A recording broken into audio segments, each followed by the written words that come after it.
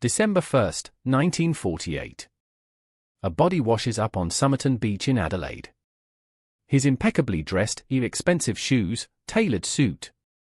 But here's what matters, nobody could identify him. No wallet. No documents. No name. For the next 74 years, detectives, cryptographers, and amateur investigators around the world would obsess over one question: who was this man?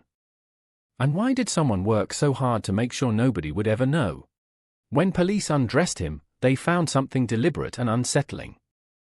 Every single label, on his shirt, his trousers, his jacket, his shoes, had been cut out or carefully removed.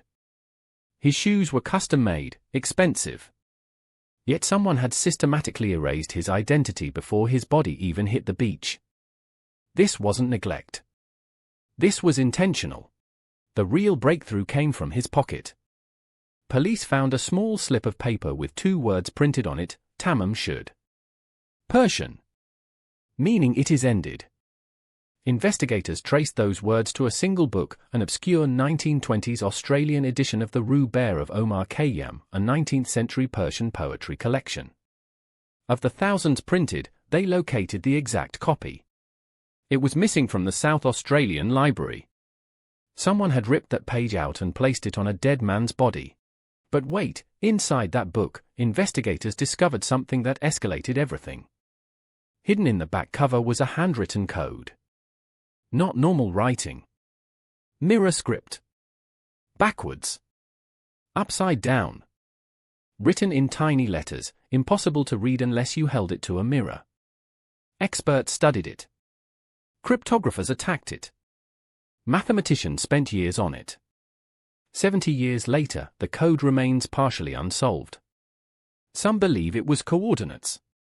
Others thought it was a confession. The truth? We still don't know what it says.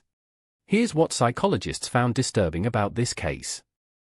The man carried absolutely nothing: no documents, no photographs, no personal effects that connected him to a job, a family, a country, or a name. He had erased himself completely.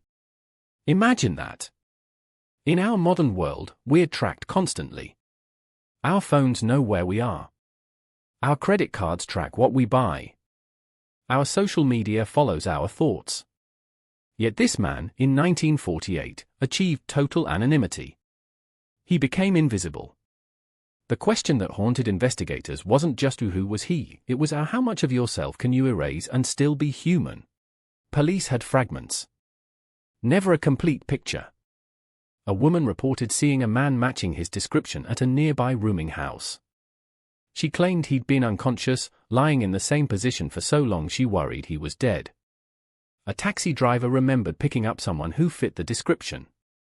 Witnesses reported odd behavior, someone acting drugged or disoriented near the beach that night. But every lead evaporated. Every thread led to dead ends. By 1950, the case went cold. Wild theories erupted. Was he a Soviet spy infiltrating post-war Australia during the height of Cold War paranoia? Was he poisoned by a lover? An illegal immigrant? Someone connected to organized crime? The absence of facts created a vacuum that speculation filled completely. Each theory was equally plausible because there was no evidence to contradict any of them. For decades, the Somerton Man became whatever people needed him to be: or a spy, a victim, a fugitive, a ghost. Then came 2022. DNA technology, something the 1948 detectives couldn't have imagined, finally gave us a name: Carl Webb. An Australian-born man. Reportedly living a quiet, unremarkable life. The mystery was solved. Except it wasn't. Because his identity answered nothing. His name didn't explain who removed his labels. It didn't decipher the code. It didn't tell us why a seemingly ordinary man had erased himself so completely that it took 74 years and modern science to find him. Psychologically, the Somerton Man case exposes the fragility of identity itself. We think identity is permanent, solid. But this case shows it can be stripped away, abandoned, or deliberately erased. In an age of digital surveillance and constant tracking, his story becomes even more relevant. He demonstrated that complete anonymity was possible, that a person could fall through every institutional crack and vanish from the world. Whether he wanted to disappear or was forced into it, the result was the same: absolute erasure. The Somerton Man became a cultural phenomenon. Novels were written about him. Podcasts dissected every detail. Amateur investigators created websites, forums, and communities dedicated to solving the code. Universities studied the case. Television documentaries featured him. Why? Because his story tapped into something primal, the unknown, the unsolvable, the mysterious. In an age where everything seems searchable and knowable, here was proof that some mysteries persist. Some questions have no answers. Even with his identity confirmed, the real questions remain unanswered. Why did Carl Webb erase himself? Was he running from something, or the law, a dangerous person, a past he couldn't escape? Or was he running toward something, freedom, a new life, anonymity as a form of liberation?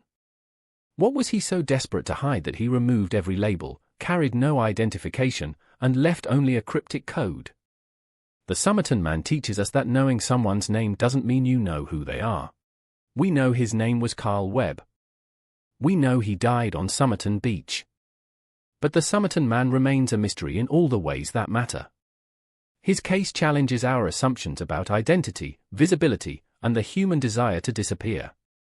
It raises unsettling questions about how easily we can erase ourselves and how much of our existence is defined by the labels others place on us, or the ones we allow them to remove. So here's the question: do you think Carl Webb wanted to disappear, or was he forced into anonymity? Did he choose this fate, or did it choose him?